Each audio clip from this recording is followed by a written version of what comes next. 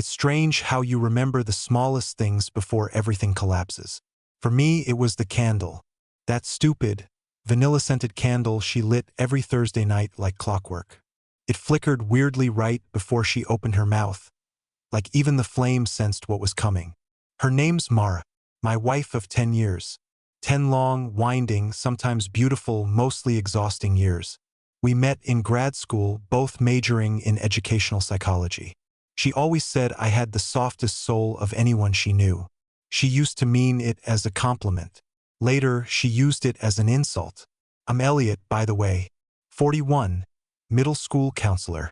The kind of guy who sends just checking in emails, who leaves notes in lunchboxes, who refills the ice cube trays without being asked.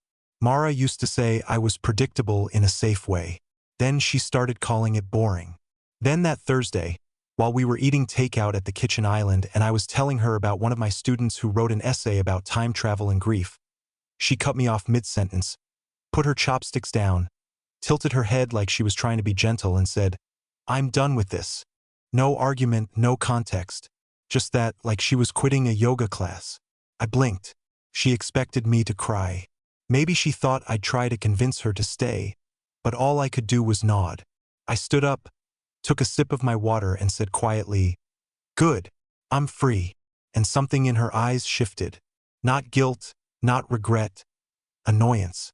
She didn't hug me, didn't cry, just grabbed her purse, adjusted her jacket, and left me with cold noodles and a flame still dancing like nothing happened. That night, I slept in the guest room. Not because she asked, but because I couldn't take the silence in hours. The sheets smelled like her lavender spray. I didn't sleep. In the morning, I packed a suitcase, grabbed the memory box she never knew about from under the bed, and left.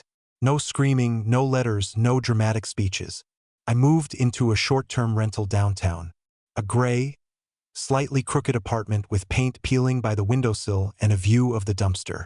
Suited my mood. I didn't tell anyone except my sister, Lainey. Not my coworkers, not our friends. I just vanished from that chapter quietly. I watched her online, though. She didn't make it hard. 1 week later, she posted a picture at a wine bar with someone tagged Greg Whitmore.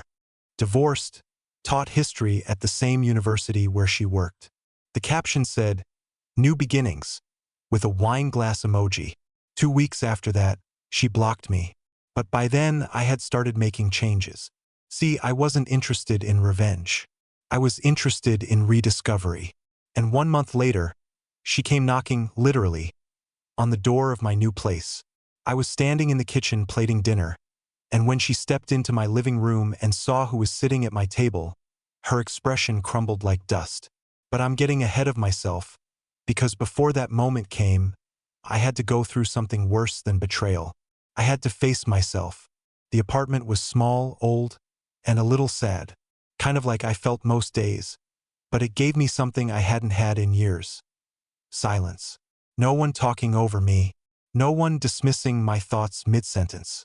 No passive-aggressive sighs from the other room. Just the steady hum of a fridge and the occasional creak from pipes older than I was. I sat on the floor a lot those first few days. No furniture yet. Just me, 2 duffel bags, and a foldable mattress I got from a thrift store. I ate ramen and peanut butter sandwiches, drank too much coffee, and watched the ceiling like it owed me answers. You'd think I'd be angry or broken, but I wasn't. Not really. I was confused more than anything. Not about her leaving. I'd felt that coming for months, but about how numb I felt after it actually happened. I kept replaying her words. "I'm done with this." That wasn't the voice of a woman overwhelmed or heartbroken. It was the voice of someone who had already moved on. Like the relationship had expired and she'd just forgotten to toss it out. Part of me wondered how long it had been over for her. A year? 2? Had she already mentally packed her bags while I was still buying candles and folding our laundry into little, perfect rectangles? One morning, a few days after moving in, I went digging through the memory box I brought with me. Photos, receipts from our trip to Vermont. The first birthday card she ever gave me back when she still called me her strange little lighthouse. There was a photo I couldn't stop staring at. Sitting on a picnic blanket, her in a sundress, barefoot, laughing about something I can't even remember anymore. I didn't cry. I just sat there with that photo in my lap, wondering if she ever really felt it, or if I'd made it all bigger in my mind. Later that week, my sister Lainey dropped by unannounced, holding a bag of groceries and looking at me like I was some fragile glass that might tip over if she exhaled too hard. "Have you eaten anything green this week?" she asked. "No," I said, "but I've had 6 yogurts." She didn't laugh. She just unpacked spinach and eggs and things that didn't come in crinkly wrappers. Then she asked, "Are you going to tell anyone else?" I shook my head. "Not yet." She raised her eyebrows but didn't argue. I wasn't hiding it. I just didn't want the flood that would come after. The advice, the whispers, the pity, especially from people who used to say things like, "Mara's such a catch," or "You're lucky she puts up with your quietness." It's funny how people say that, like being gentle is something women have to put up with. That night, I went for a walk through a bookstore downtown that stayed open late. I wasn't looking for anything, just trying to fill the hours. I wandered into the nonfiction section, and there she was. Not Mara, someone else. A woman with dark curls, glasses, and the kind of tired eyes you only get from real life, not filters. She was reading the back of a memoir, and we both reached for the same book at the same time. It was awkward, then oddly warm. We talked for 20 minutes, standing right there under fluorescent lights. Her name was Rowan. She taught writing workshops for kids recovering from trauma. I told her I was a school counselor. She smiled in this quiet, knowing way, like we were part of the same exhausted tribe. We didn't exchange numbers. Just a, "Maybe I'll see you here again." I did 2 nights later, then again the next week. Soon, coffee turned into dinners, conversations turned into connection. And all the while I kept wondering if it was too soon, if it was fair to Rowan, if I was ready. But she never asked me to be more than I was. And for once, someone actually listened when I spoke. Not to respond, just to understand. I didn't plan on her becoming important, but she did. And 1 month after Mara said, "I'm done with this," she suddenly showed up at my new door. She wasn't crying. She wasn't begging. She looked curious, like she expected to walk into an empty space and find me shriveled up, still waiting for her. But what she found, sitting at my dinner table, sipping tea, and laughing at one of my terrible jokes, was someone she had never seen before. And Rowan turned her head, looked Mara in the eye, and said the one sentence that shifted everything. The look on Mara's face was one I had never seen before. Not in a decade of birthdays, holidays, or shared silences. It wasn't shock. It wasn't even anger. It was something closer to disbelief. Like someone had taken the script out of her hands and rewritten the ending without asking. She stood in the doorway, her designer coat still buttoned up, one gloved hand gripping the handle of her tote bag, like she wasn't sure whether to drop it or run with it. Rowan, calm and composed, stood up from the table. She didn't look threatened, didn't bristle or shrink back. Instead, she placed her mug down gently and offered a smile that was somehow both kind and firm. "You must be Mara," she said.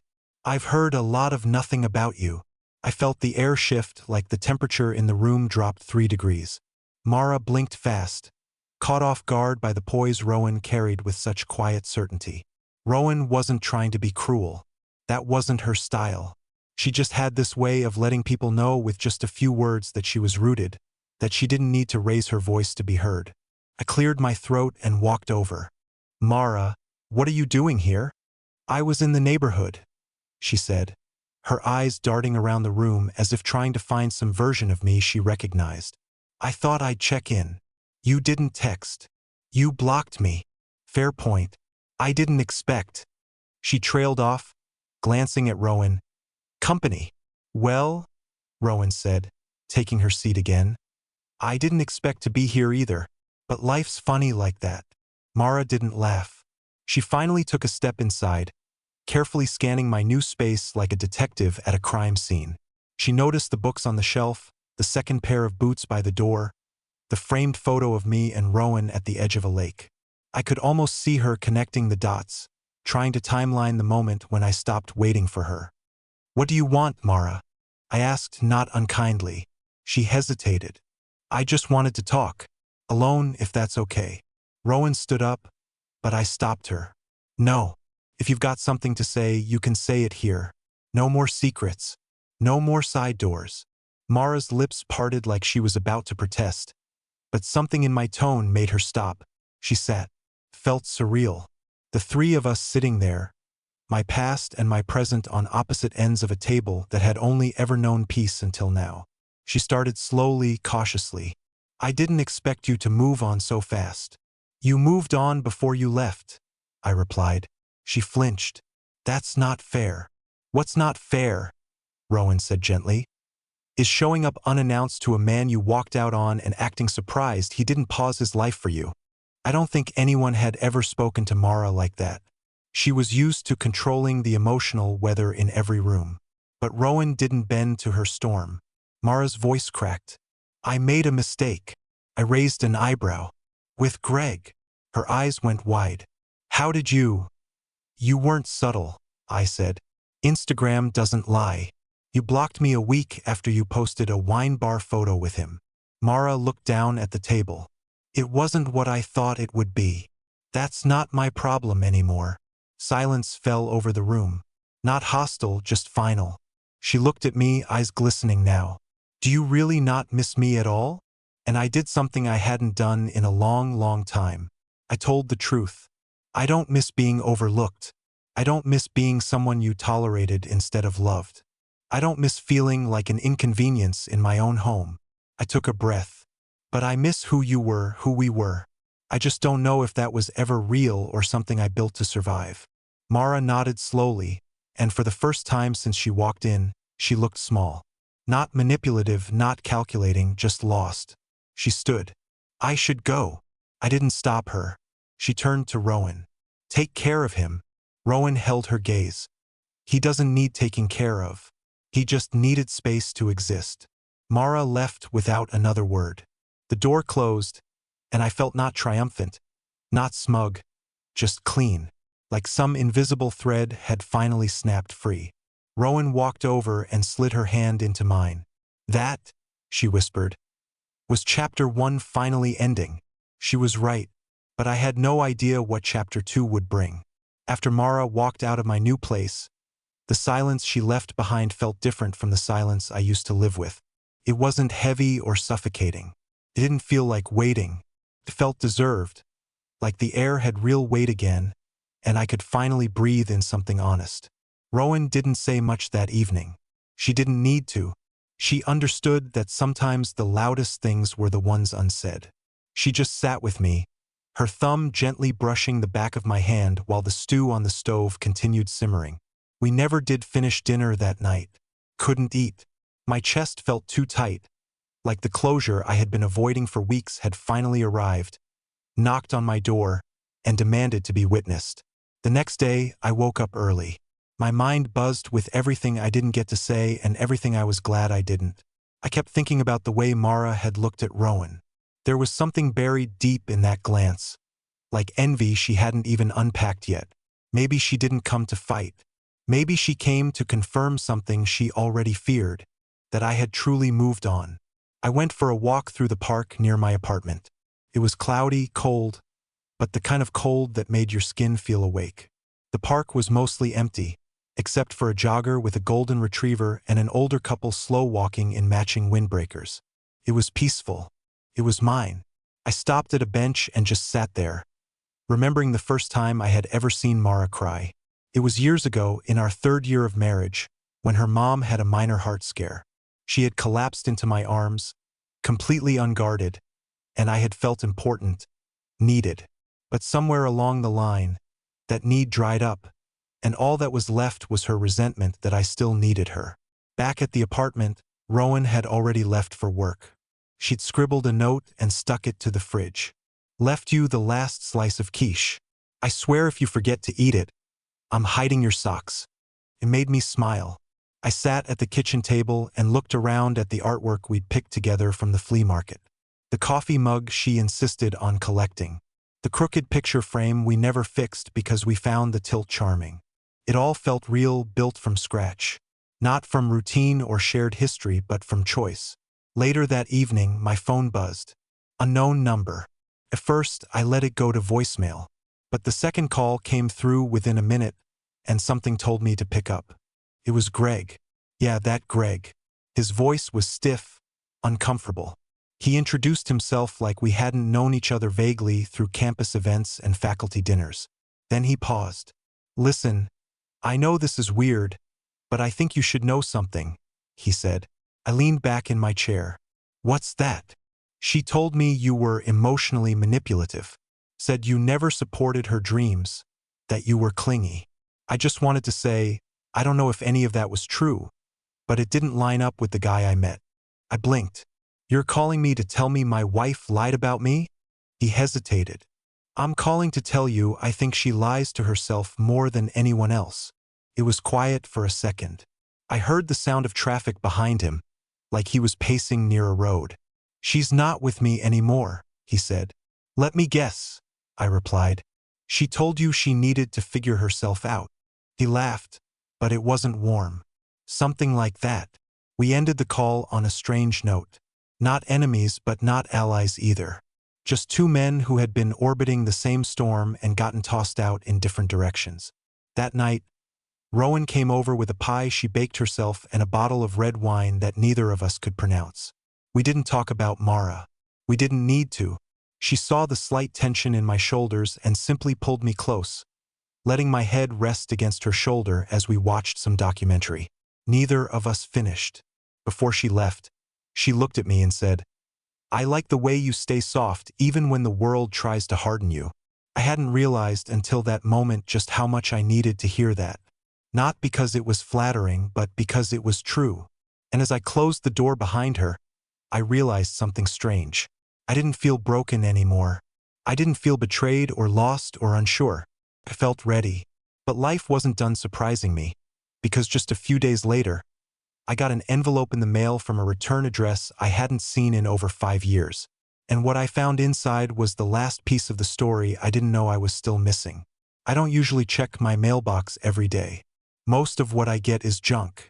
Ads for pizza deals I won't use. Bills I've already paid online. Political flyers with awkward Photoshop smiles. But that morning I was restless. The kind of restless where even the smallest task feels like an accomplishment. The envelope stood out immediately. Not because it was fancy, it was plain white, a little bent at the corners, but because it was handwritten. No typed label, no stamp, just my name, Elliot Darner, in slightly slanted, narrow letters. The return address was barely legible, scrolled with what looked like a fading ballpoint pen. I carried it inside and just stared at it for a while. It didn't make sense. Nobody wrote to me. Not in years. Not like this. When I finally opened it, the paper inside was folded 3 times. No note, no explanation, just a photograph and a single printed page. The photo hit me first. It was Mara, but not the Mara I knew. Not the carefully styled, polished, professional Mara with her power blazers and sleek ponytail. This was her in a dimly lit room, eyes red, hair messy, hunched over what looked like a hotel table with a man I didn't recognize. Definitely not Greg. They weren't touching, not explicitly, but the way she leaned into him, the intimacy was undeniable. It was recent, too. Her necklace, the one she bought just a few months before leaving me, was clearly visible. The timestamp on the back was from 2 weeks before she told me she was done. My stomach turned. Not from jealousy, not even anger. It was something deeper than both. Confirmation. The page that came with the photo was typed. Short, cold. Just thought you deserved to see the truth. There's more if you want it. You were never the problem. No name, no contact info. Just that.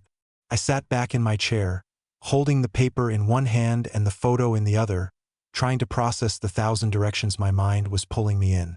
Who sent this? Greg? No. His voice on the phone had sounded too shell-shocked for that. One of Mara's old friends. Someone trying to settle a score? The strange part? I didn't want more. I already knew who Mara had become.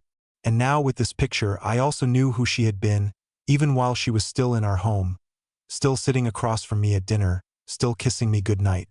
I tossed the envelope into a drawer and left it there, unsure if I'd ever take the sender up on their offer. That night, I told Rowan about it. She didn't ask to see the photo. She didn't demand details.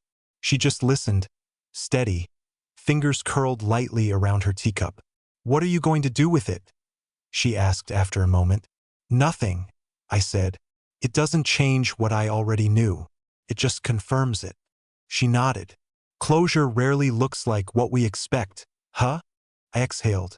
I thought closure would feel more satisfying, but it just feels quiet. "That's how you know it's real," she said.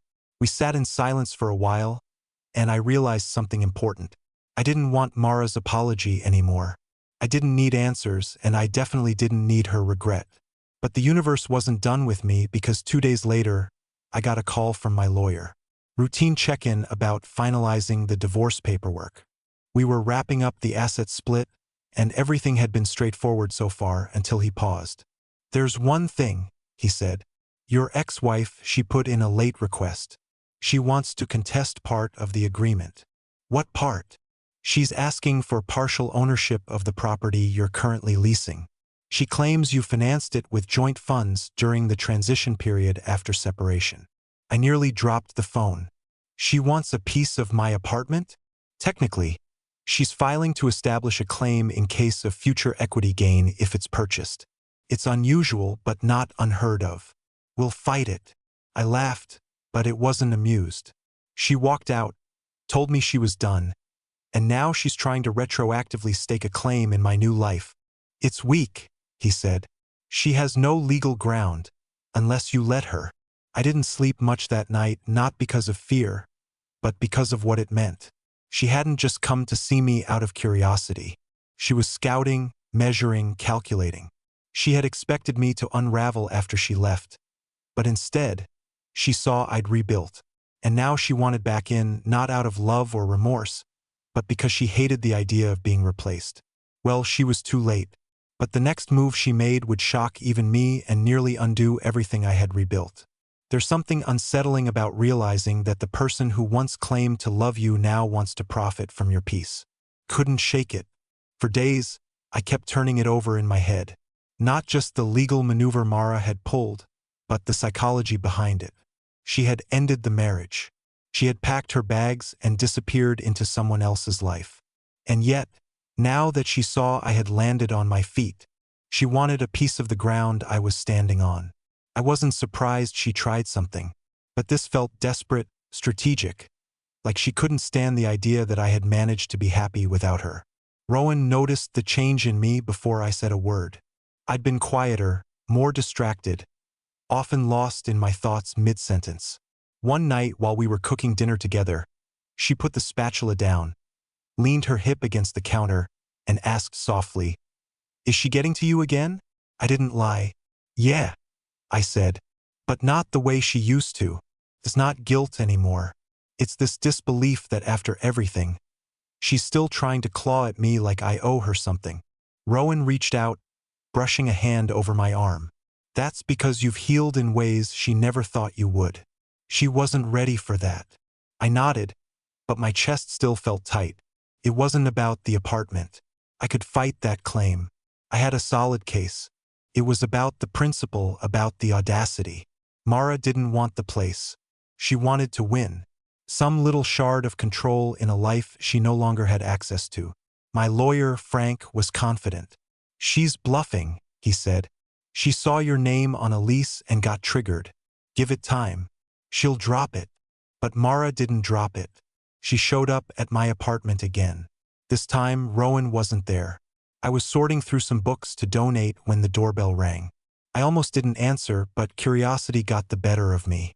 When I opened it, there she was. Same coat, same tote bag, same faint trace of her expensive perfume that used to give me comfort and now made my throat tighten. "Can we talk?" she asked. "I don't think there's anything left to say." She shifted on her feet. "I don't want things to end like this. You ended them with 4 words." "I know," she said, stepping just inside the doorway. "I know what I did, but I'm allowed to change my mind." I stared at her like she'd spoken a foreign language. You didn't lose a restaurant reservation, Mara. You walked out of a marriage. She looked around my apartment, at the couch Rowan had helped me pick out, at the framed pictures that didn't include her. So, this is where you've been hiding. I'm not hiding, I said. I'm living. Mara took another step forward. Do you ever think about what we had? What we built? I crossed my arms. I think about how I kept showing up and you kept checking out. I think about the nights I asked you if something was wrong and you told me I was imagining things. I think about the version of me you painted to everyone else. The clingy, weak husband who couldn't keep up with your ambition. Her eyes welled up, but I didn't buy it. Not anymore. I didn't come here to argue, she whispered. I came to ask if there's still a chance for us. That stopped me cold. After everything, after Greg, after the photo, after the legal stunt, she wanted a second chance. Why? I asked. Because it didn't work out with him? Because I look okay now and you're not? Or because you thought I'd be here crying into soup, and instead I built something you can't touch? Her silence was answer enough. I'm sorry, Mara, but you don't get to walk back in just because you didn't like what you found on the other side of the door you slammed. I loved you, she said, voice shaking. And maybe that was true, I replied. But the way you left me, that was true too. And I don't see that. She turned to leave.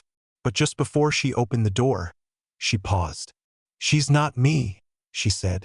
No, I said softly. She listens. And then she was gone. That night, Rowan returned, and I told her everything. She didn't react with jealousy or fear. She didn't ask me to cut Mara off or make ultimatums. She just said one thing as we sat on the couch in the dark. She's going to come back again. I nodded. I know. But you're not the same man she left. I looked at Rowan and realized she was right. And the next time Mara showed up, she wouldn't be walking into confusion or indecision. She'd be walking into a storm she no longer controlled. For the next 2 weeks, I didn't hear from Mara. No calls, no letters, no unannounced visits. It was like she had vanished again. But this time, I didn't feel abandoned. I felt like the house had finally been rid of a long, low hum I'd gotten used to ignoring. I could think again. I could breathe again. Rowan and I fell into a rhythm that felt natural. Not perfect, nothing ever is, but steady. We laughed a lot, made stupid puns at the grocery store, took turns making each other playlists. She even dragged me to a pottery class where I spent more time apologizing to the clay than shaping it. Life was finally feeling like it belonged to me again. And then one morning, the storm came back. I was in the middle of a counseling session with one of my students, a 7th grader struggling with anxiety, when the school receptionist knocked on my office door. She looked hesitant, almost pale. There's someone here asking for you. I told her it wasn't a good time, but she wouldn't leave. I already knew who it was. I asked my student to wait outside and stepped into the hallway. There was Mara, wearing her old brown coat, hair up in a bun, holding something in her hands. Not a folder, not an envelope, a small box. I didn't speak. She handed it to me. Her hands were trembling slightly. What is this? I asked, not opening it. She looked at me, eyes red but dry. Just please look. That's all I ask. Against my better judgment, I opened the box. Inside was a silver bracelet, a delicate, simple chain with a tiny blue charm, and a photograph underneath it. An ultrasound. I stared at it for a long time before my brain could even register what it was. No, I said aloud. She nodded. It's mine. I'm pregnant. The walls of the hallway seemed to close in around me. My throat tightened. Couldn't breathe, let alone speak. For the record, she added quickly, I'm not here to trap you. I'm not asking you for anything. I just thought you had the right to know. Is it mine? I asked. My voice didn't even sound like mine.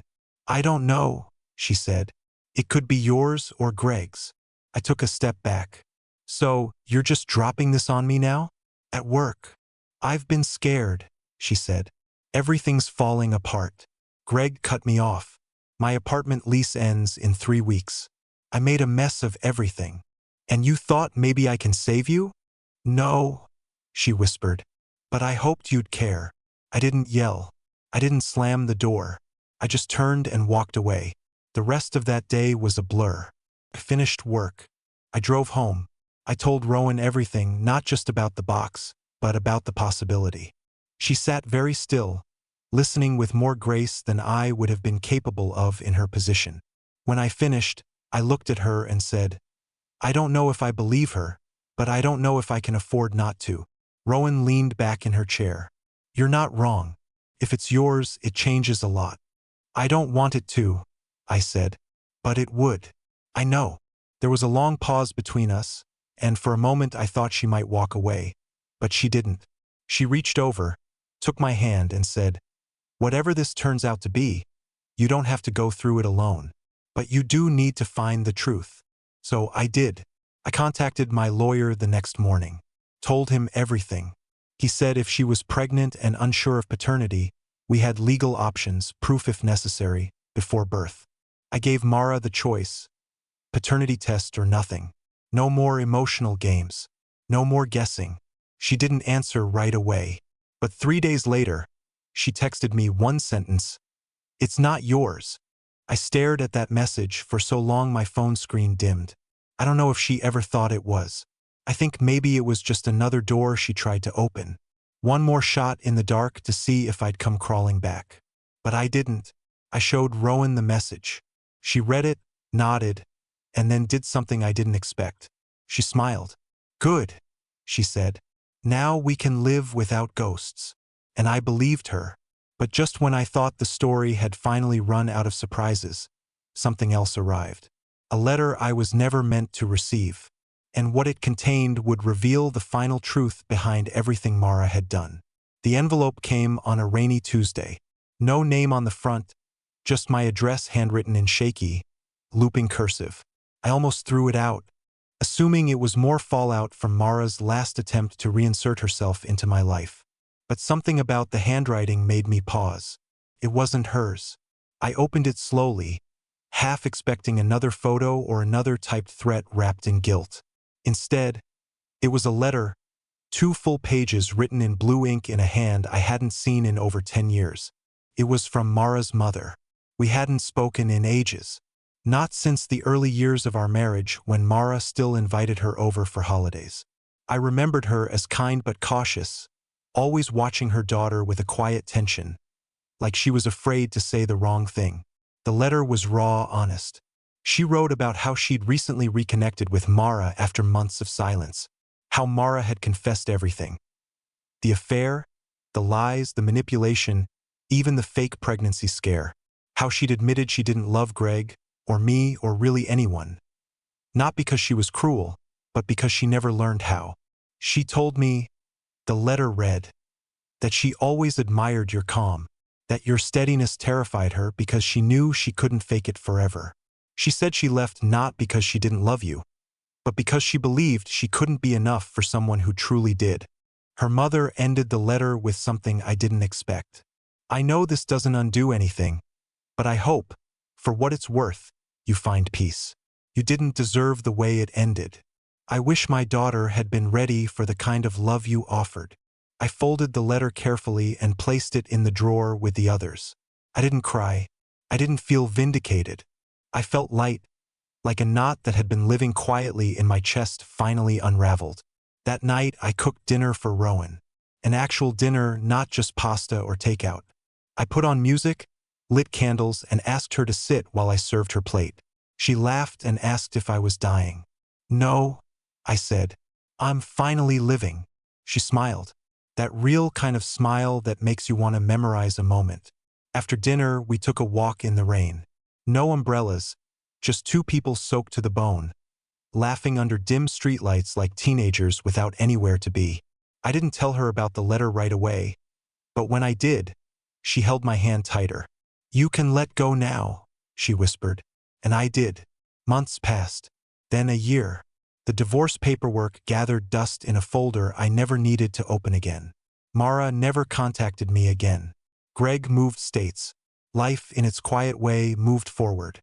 Rowan and I didn't rush anything. We just kept choosing each other in little ways. Every day. One afternoon, I looked across our kitchen and saw her sitting by the window, feet tucked under her, reading one of those mystery novels she always finished in 2 days. And in that moment, I realized something strange and beautiful. I no longer thought of Mara when I thought of love. I thought of this, of now, of calm, of home. And for the first time in what felt like a lifetime, I wasn't waiting for the next betrayal or surprise or painful twist. I was simply okay. And that was more than enough.